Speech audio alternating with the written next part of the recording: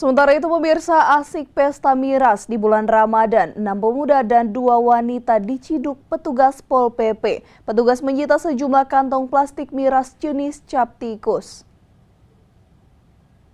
Satpol PP dan Linmas Kota Ternate menggerebek sebuah tempat yang diduga sebagai agen penjualan minuman keras atau miras jenis cap tikus pada Sabtu malam.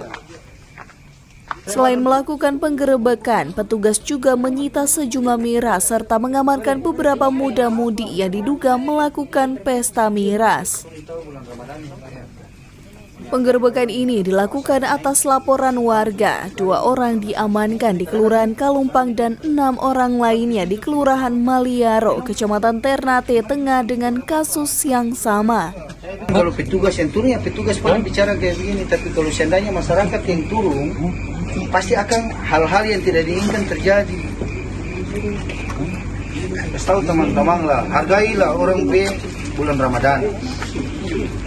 Sejumlah muda-mudi yang melakukan pelanggaran tersebut diamankan dan dilakukan pembinaan.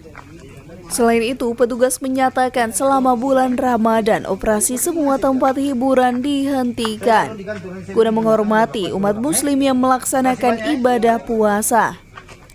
Dari Maluku Utara, Opik Syarifuddin melaporkan untuk Kawanua TV.